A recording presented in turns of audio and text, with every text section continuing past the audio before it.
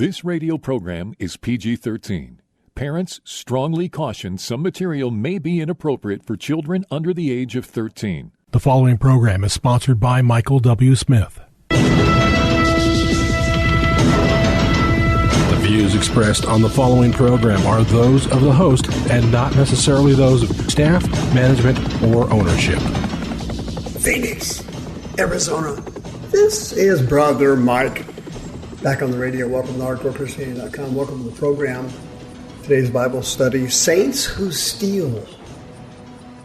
Stealing today on Hardcore. Hey, call somebody and tell them the radio program's on. I'll do announcements. You make the call.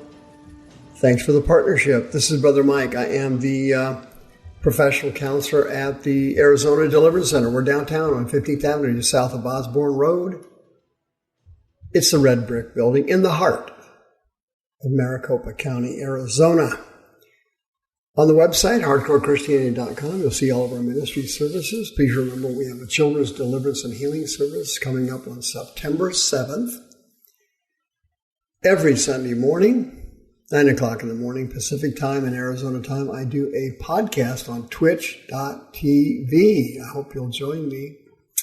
Please connect with me on Facebook, Michael W. Smith. Please remember our 2 live services every week, Thursday and Friday nights at 7 o'clock. We have 3 Zoom services every week, Monday nights for the ladies, Wednesday and Saturday nights for everybody.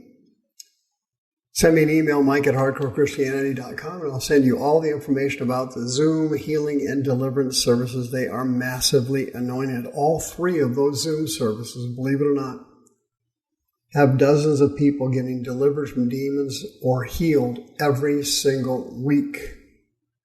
Every single week. We also have deliverance training class once a month, the 4th Saturday of every month at the Deliverance Center at noon. I hope you'll join me. I hope you'll join me in the small sanctuary. Saints who steal. Yikes. Stealing.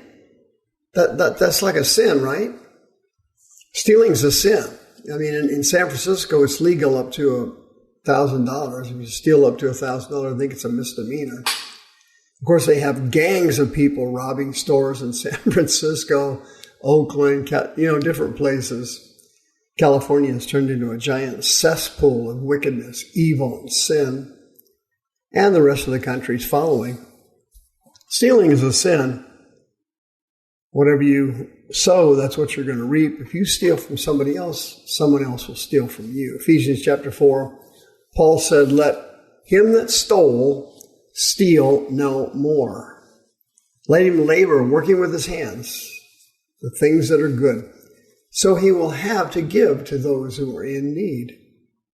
Proverbs chapter 10, "The treasures of wickedness end up profiting nothing.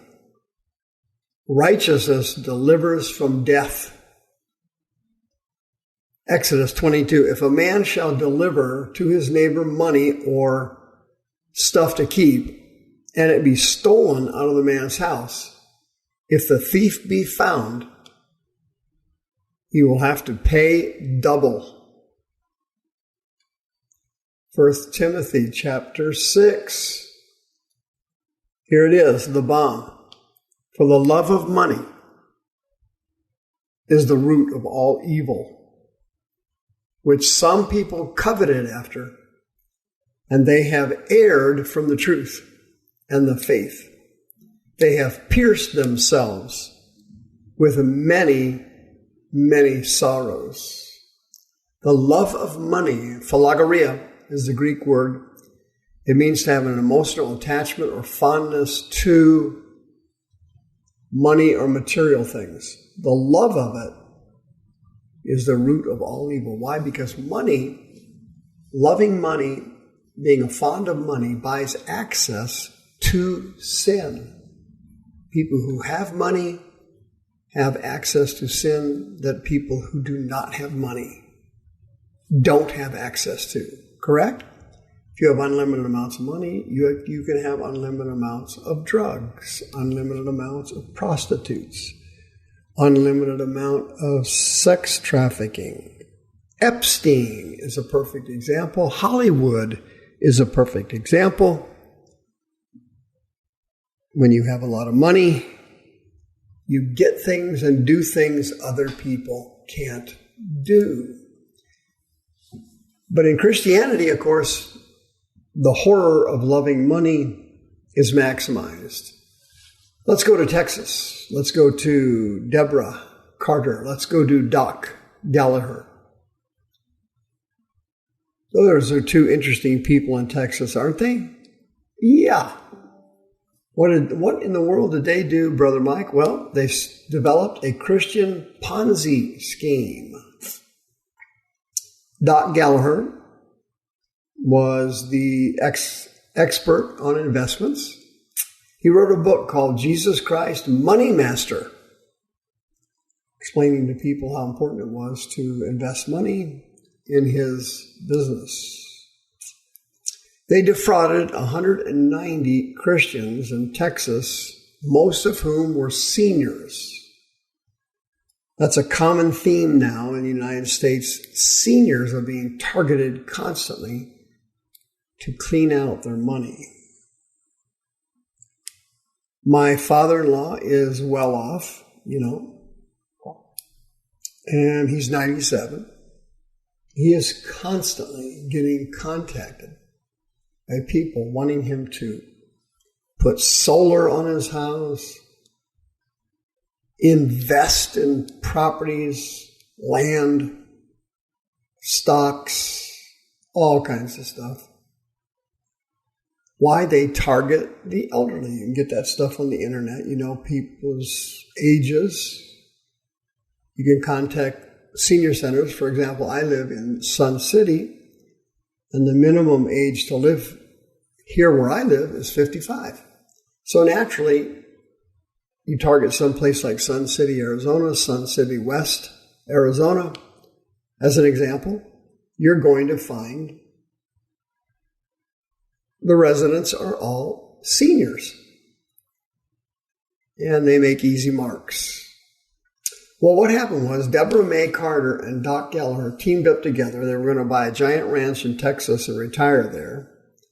They bilked $31 million out of 190 seniors, Christian seniors, and their main farmland was churches.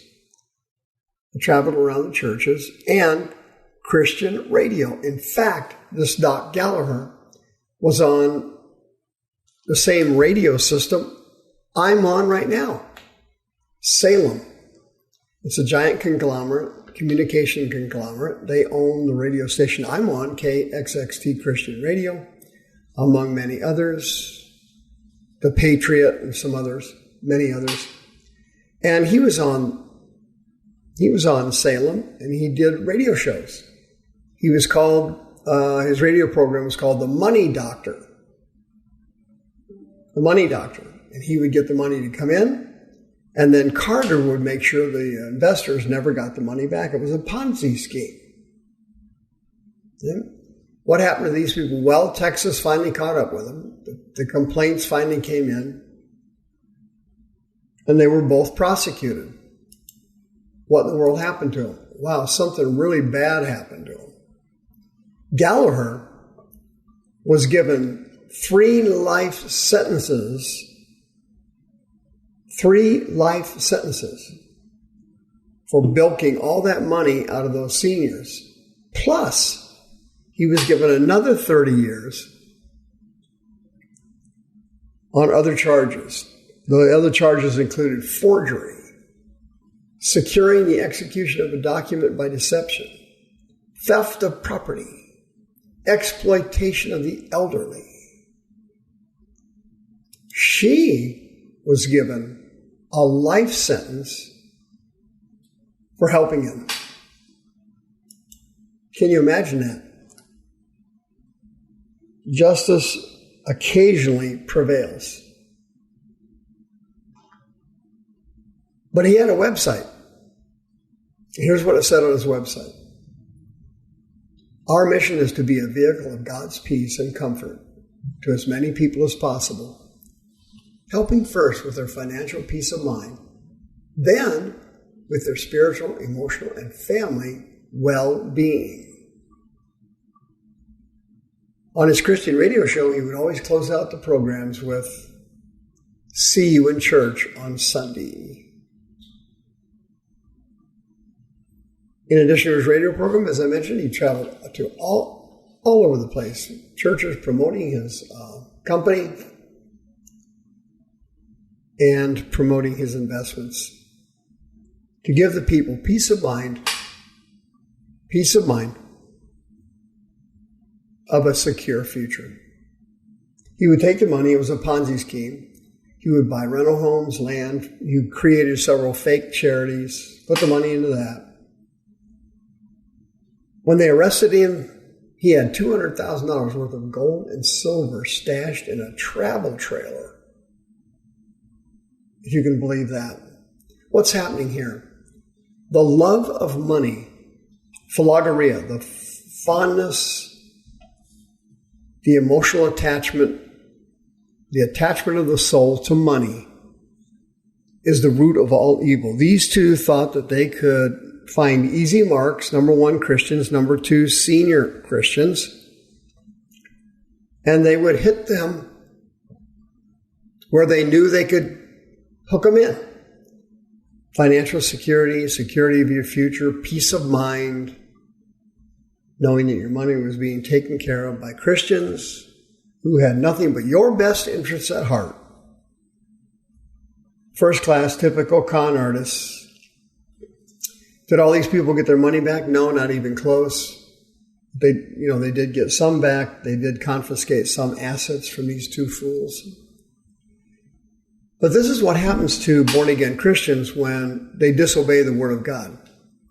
When you understand, the Word of God specifically says that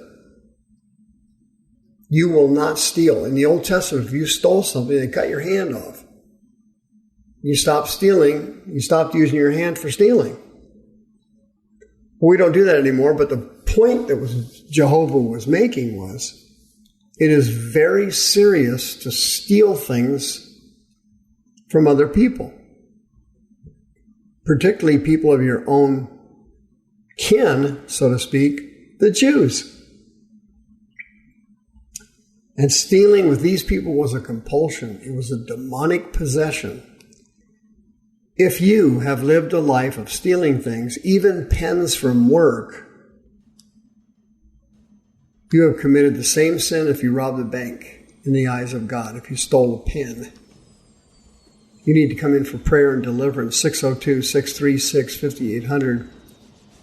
You can be completely delivered from this compulsion of money and material things, which will eventually end up damning your soul.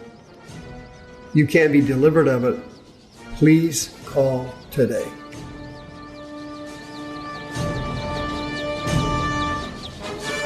The views expressed on this program are those of the host and not necessarily those of staff, management, or ownership.